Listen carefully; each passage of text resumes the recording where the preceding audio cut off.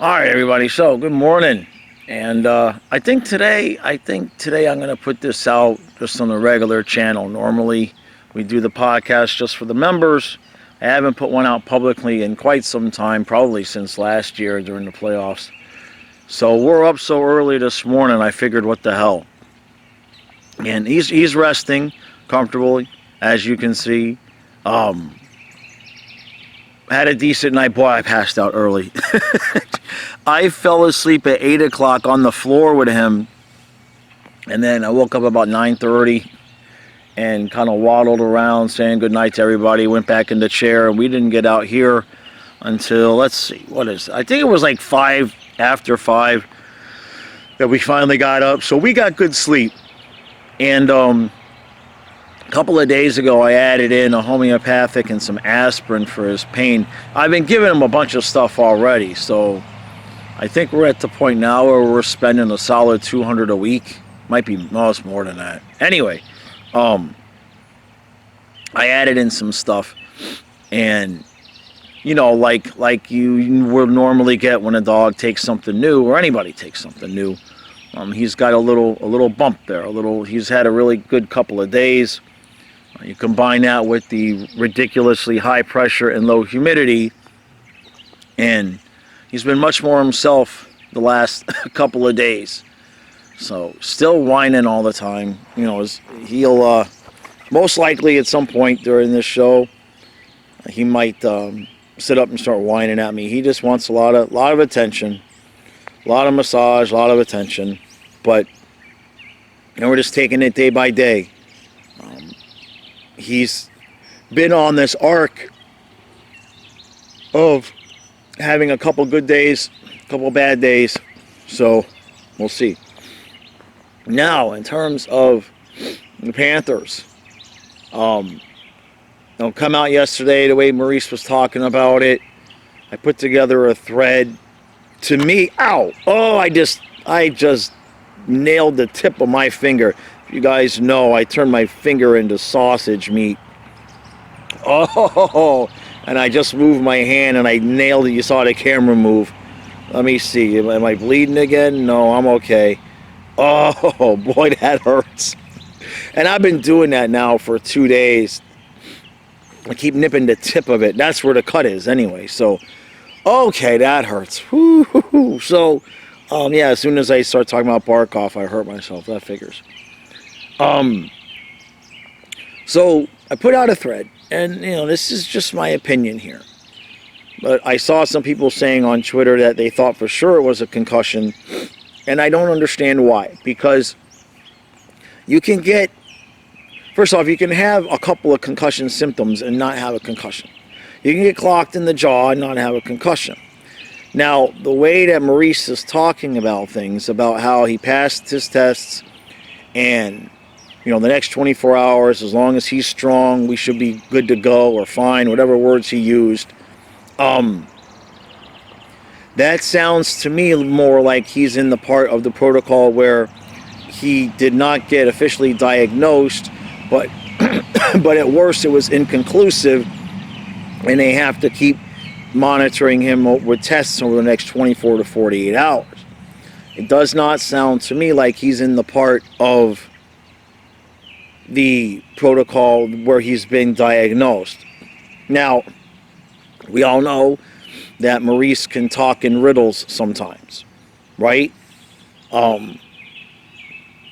It did sound a lot worse the night before, and then of course yesterday Maurice was a lot more positive about it, and that doesn't surprise me because we're all humans. So in the moment you're going to be very emotional about things, and he seemed more measured yesterday. That's just my opinion. I feel like if he had been diagnosed with a concussion, would have heard he's going to be out game 3, possibly game 4.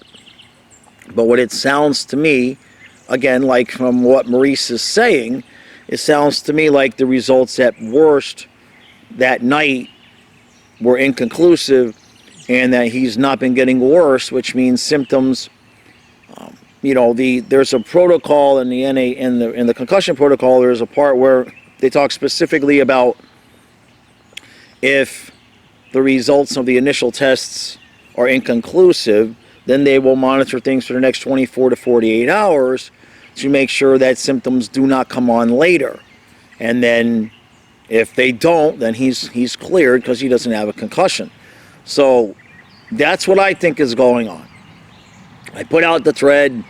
There's still some people that insist that he has a concussion. I don't know what to tell you. I mean, maybe Maurice changes his tune today and it says, well, it turns out he does. But from what I'm hearing, from in terms of how I interpret what I'm hearing, I think he's got a good chance of getting on that plane and playing tomorrow night. So we'll know later on today, but that's just my take on what I'm hearing. Now, the Draisaitl, not even a fine. Not even a fine. Now, this is an episode of the NHL just can't get out of its own way. I'm not even going to sit here and argue about the suspension part. I don't know what would constitute a suspendable offense if that doesn't, but I also understand the circumstances being that you're talking about taking out one of the best players on the team in the Stanley Cup final. My other reason for thinking Barkov does not have a concussion is I believe that part of the reason why Draisaitl did not get suspended is that it seems clear to the NHL that he's going to be able to play tomorrow night. Again, these are just my opinions, but if I'm reading everything that I'm seeing, I don't think the NHL would have gotten the news from the Panthers that Barkov is going to be out, and then they didn't at least fine Draisaitl. That's the thing. I mean, even without wanting to suspend him, to don't take him out of the game because it's a Stanley Cup final, not even a fine? That part, I'm sure I'll never understand. I'm sure it's clear as day that the NHL takes, it's not, they don't paint with an equal brush. You know what I mean? They're going to take the circumstances into consideration. They are going to take the players involved into consideration, and they clearly are going to take, whether or not a guy is injured into consideration. But since Sam Bennett did what he did, and Marchand missed a couple of games, I know it's a different circumstance, different set of players. I'm not excusing what Draisaitl did, but at the same point, if it would have probably looked a little bit funky if Barkov can then play and Draisaitl was suspended. I think it would have made more sense to suspend Draisaitl if Barkov was going to miss time. I'll never understand why they didn't fine him. I mean, and what is it? $5,000 is the maximum fine. I mean, like, it would have made a difference to him. That part I'll never understand. But the hope is Maurice comes out today before they get on the plane and tells us everything's good. Barkov's getting on the plane, and as long as he continues to improve, he should be good to go for Game 3. That's what I expect to hear based on everything I've seen so far. I would be shocked if there was not communication between the NHL and the Panthers where they said, hey, is he going to be able to play? And the team said, yeah, he should be fine. And then they said, okay, so we're not going to suspend Draisaitl. And it seems like Maurice and everybody wants to just move on from that. They don't want that to become a big topic of conversation, or at least a bigger topic of conversation. The way the Bennett-Marchand thing kind of took over that series for a couple of games, I think everybody involved is trying to avoid that. And do not, how can I put this? We're talking about the Stanley Cup final, we're talking about the best players, okay? Another thing that could be happening, and the reason why it could sound so cryptic, is it is possible that, how can I put this? Let's just say it's possible that the NHL might be willing to bend the rules a little bit, right? Okay? It's possible that considering the situation, the NHL kind of went to the Panthers and said, look, here's the deal. Okay? If he can pass these tests by game day, he can play, but we're not going to suspend one of the best players on Edmonton before their first home game in the Stanley Cup final. Don't overlook the possibility that there's a little bit of backhanded dealing going on, saying, hey, look, we'll clear Barkov to play, but he's got to at least, maybe they make it a little bit lower of a bar for Barkov. You know what I mean? You're talking about, you're talking about sports, talking about big money, right? Don't, all the money's already been bet on Florida. You see what I'm saying?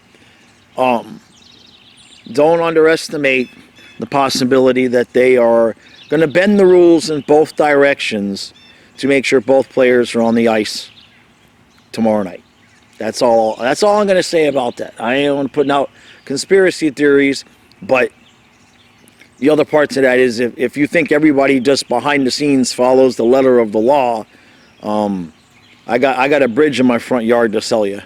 Okay? Cheap, too. Cheap. The interest rate is high, though. Interest rate is definitely high. So, unless we hear something surprising from Maurice today, and you never know, right? Maurice is a son of a bitch when it comes to communicating with us, right? And we know the Panthers are notoriously, coy with their answers and tight-lipped.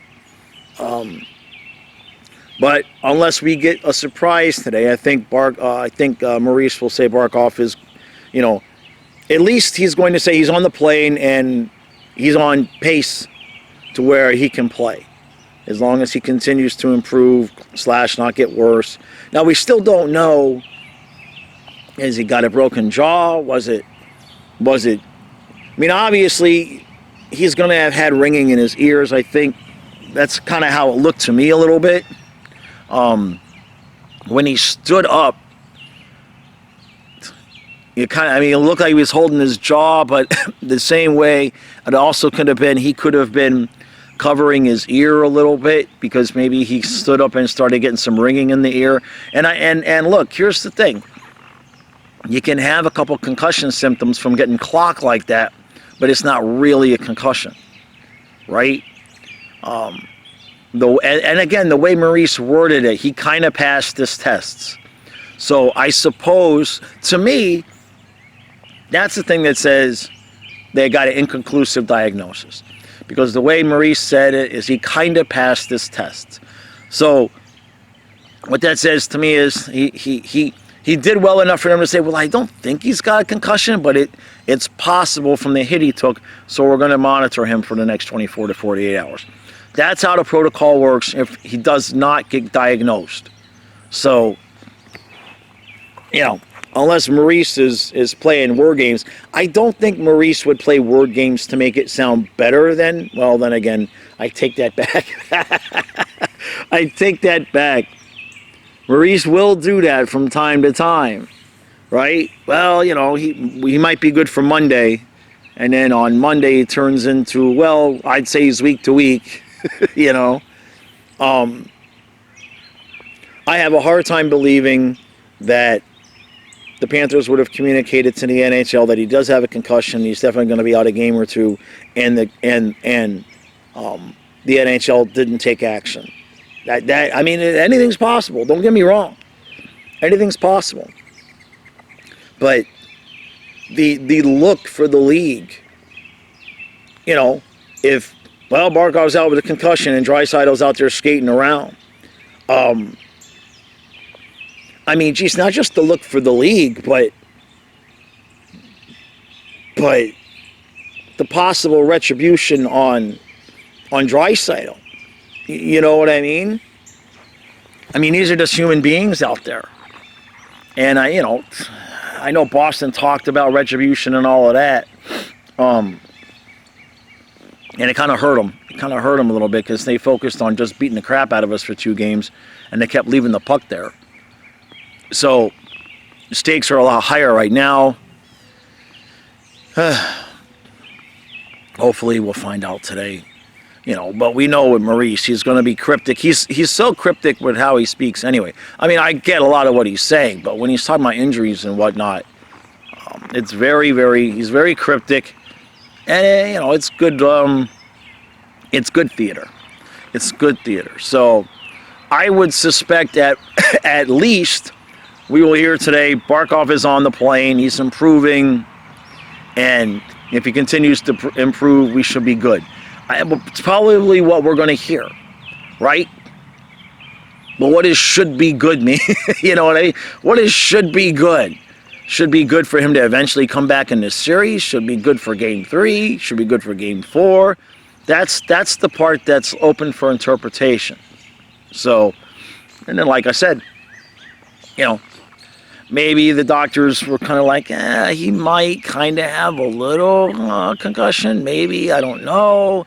And then they talk to the NHL, and the NHL says, look, we really don't want to suspend Draisaitl, so if Barkov can even stand up, if he's willing to play, go ahead and throw his ass out there. Don't think that can't happen. There's some, in fact, the more I think about it, the way that Maurice is talking and then everybody else is silent, it kind of makes me get a little bit more and more suspicious. Right by the end of this video, I'll have a full-on accusatory, I'll have the whole story by the end of this video if I don't shut up. So let's just say we're going to see what's going to happen. So, now, should Barkov not be able to play for whatever reason? Again, we haven't heard, right? I mean, we're all just assuming concussion. For all we know, Maurice is talking about we're testing whether or not he can open up his mouth, right? So I mean, I could be totally off. We could all be just assuming something, good luck to us. But if he misses a game, I'm going to assume that Maurice is not going to do anything brand new, and you're going to go Lundell with Reinhart Rodriguez, Bennett with Kachuk and Verhaeghe, Stenlund with Luosterainen and Tarasenko, and then Lorentz with Okposo, and I would assume, I don't know who gets on the ice first, Lomberg or Cousins. You can only, well, unless you're going to take Okposo off too, right? I mean, if you're going to maybe Maurice will do it that way. Instead of choosing between Lomberg and Cousins, you put Lorentz in the middle, and then you put Lomberg and Cousins on the ice, and you sit Okposo. Don't know. I don't know what you do there. And you could also, if you wanted to put Tarasenko back up top. But that worked. The line worked obviously with Lundell and Rodriguez. So you really don't want to change that. So I think you just have Lundell, Bennett, Stenlund, Lorentz. Now somebody had brought up the possibility of moving Luosterainen to 3C. While that is possible, coach hasn't done that all year under those circumstances. There's been multiple times where Stenlund's had to play 3C and Luosterainen has just stayed there on his wing. So I don't think Maurice would go for making a big change like that in under these circumstances. I think everybody would just be comfortable with Stenlund and then Lorentz. So, I don't. Now, in terms of where that hurts us, it's the same thing as when Bennett got hurt. Lundell can carry for Barkov. The difference between Lundell's defense and Barkov's defense is not going to cost us the series. Where we would get hurt for a game is Stenlund is not Lundell. So it's the same thing as before, where with top line I think would be fine. I'm not saying Lundell is Barkov, but I mean, we we saw it the other night. I mean, Lundell is perfectly capable of playing, top-notch level defense against Connor McDavid. He did it. He pickpocketed him from behind. So, if Lundell can do that, then I feel secure there. The difference is we will not have that massive advantage because Lundell will not be on the third line. Think about it. If we feel comfortable with Lundell up there with McDavid, imagine, how the advantage that gives us with that dude on our third line.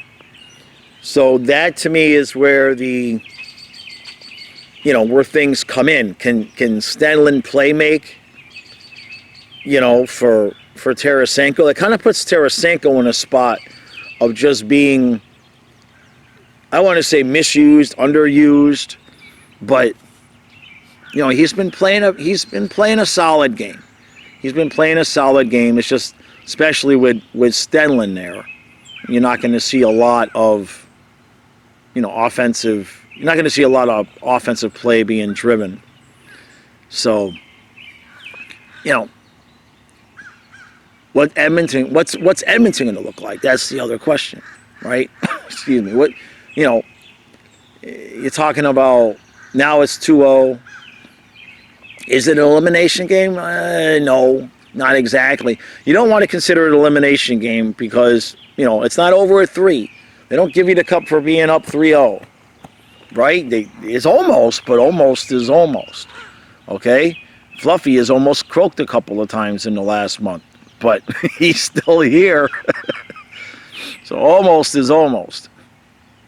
So how's Edmonton going to come out? Are they going to feel, how much pressure? Are they going to handle that pressure?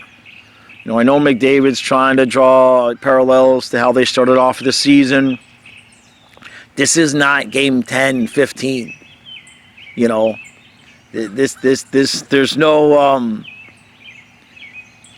bottom feeder teams to get healthy against and get moving again. And this is not a situation where Edmonton's even really playing all that poorly.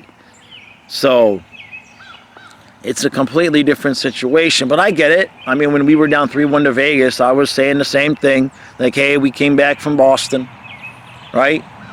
So this is a different animal. So if it depends on how much of that pressure Edmonton is going to be feeling and how they're going to respond to it. And Skinner, too.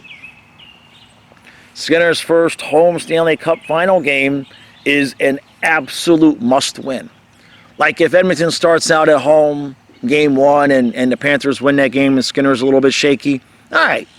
Hey, look, go back, get the series tied, no big deal. But now he's thrown out there under the bright lights at home with, the season and series on the line. Like I said, it's not an elimination game, but, if the Panthers win game 3, that's the one thing that people are talking about. That's how you get back. That's how you get retribution for Barkov, is you win game 3 and game 4 on Edmonton's home ice, and that's it. You just finish this right now.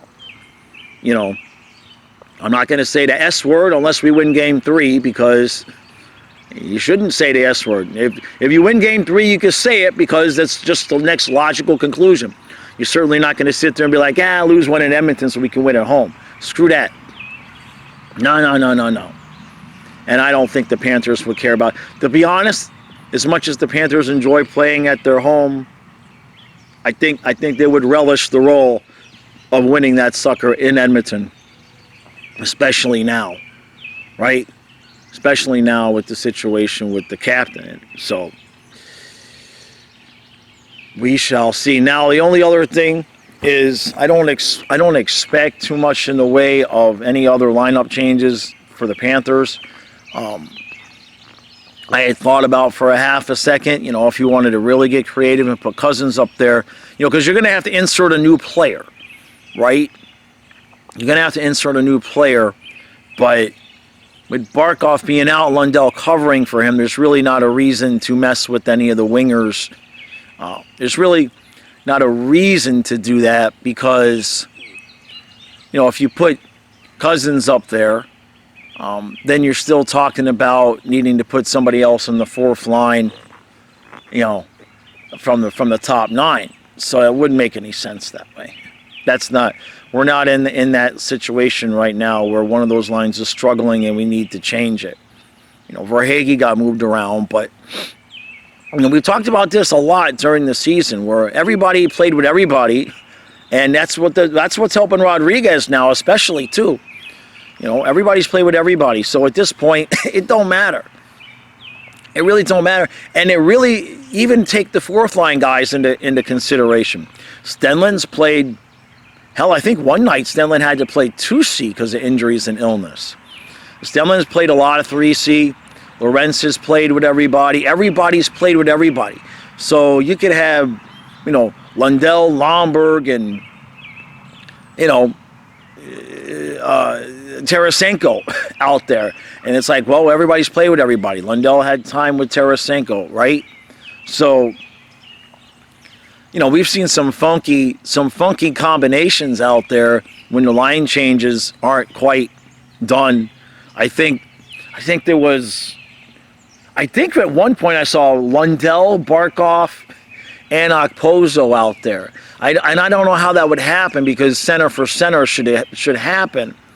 But I've seen some, not for a long period of time, talking 10, 20 seconds, but you see some weird combinations and they don't play any different, right? They don't play any different. So it's not like, my line mates are not on the ice, I got to get off, and I'm not going to try to make any plays. They just, whatever five guys are out there, they just go and they just play their system, and everybody assumes the role that they would. And I would just assume that if Barkov and Lundell got stuck out there on the ice, Lundell would just take that left wing role. What do you think, Fluffy? Yeah, that's what he thinks. That's what he's got to say. So, oh boy. So, past the Barkov thing, the other part that is really coming into play here is the depth scoring. I mean, Mikkola and then two from Rodriguez. And, in this final here, Rodriguez is kind of playing the role that Tkachuk played last year. And I've seen some people giving Chucky some grief on Twitter about lack of production. And what I would like to say, with all due respect, is shut the hell up. How long do you have to watch this team to recognize that it's a team and it's a system?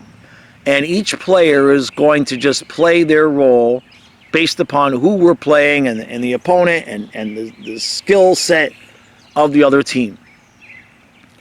To have expected Chucky to have a big series here was that's on you. Edmonton is a very fast team. This is not Boston or Tampa or the Rangers where, there's going to be a lot of, as you would say in basketball, post-up play.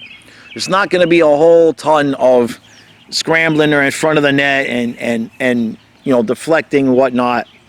Now, the Rodriguez goal was a deflection, but you see Rodriguez came in with speed. That's why Rodriguez is having the success he is having right now, because he's a better skater than Tkachuk. It doesn't mean Chucky's not showing up. You people sometimes you get so absurd with the criticisms. If a guy doesn't score for 2 or 3 games, he's not showing up. He's a ghost. Give me a frickin' break. All right? Every one of these players is out there doing the exact job we need them to do.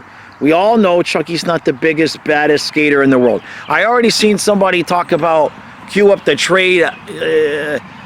trade proposals for Chucky in a couple of years. One person said he's disappeared for the second year in a row in the Stanley Cup final. You're a moron, okay? He had a broken sternum last year and tied the game. So go dangle with that, all right? There's nobody on this team that's not playing well right now. Nobody, including Okposo. All right, yeah, he looks a little bit slow, and the dude is so big. Sometimes I wonder, is he really that slow, or is he just moving? Does it just look that way because he's so damn big? Like with Barkov, he's so big you can't tell how fast he's skating, right? So I just kind of wonder with Okposo. He's doing fine. We have not had one episode where it was like, oh crap, Okposo got beat. There's a breakaway. So he's fine. I wish we could have 5 lines out there. You know, I really do, because I wish Lomberg and Cousins could be out there too. Gadjevich deserves a game too, but, you know, we've been healthy. You know, we haven't had to reach to the bottom of the barrel last year like we did with Zach Dalpe and Dianasenko, right?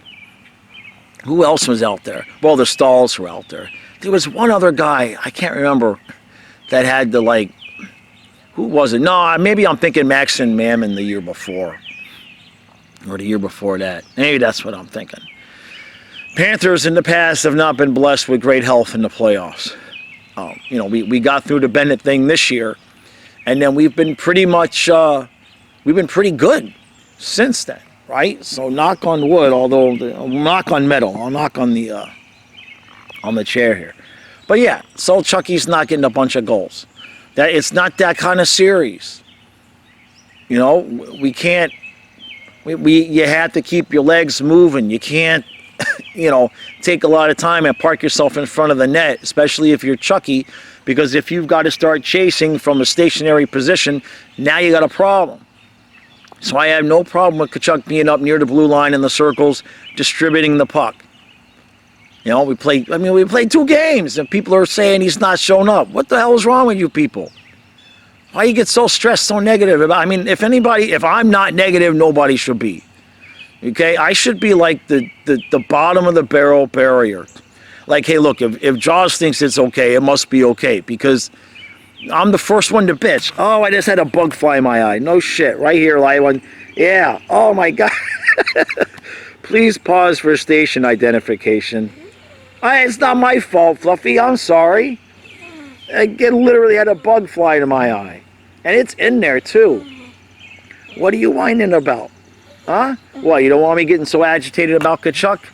Huh? You already ate your breakfast. Why, this is because he wants me to come over there and pet him. Come on. All right, I'll come over here. Come here. Come here. I can't show the people my mangled finger on camera, though. All right, there you go. That's all he wants. He just wants his massage. He just wants his massage. What the hell is this crawling on you? Yeah, you don't need a silverfish on you. How the hell did he get on you? All right. I think that's going to do it for this episode. I don't think I'm going to be allowed to move.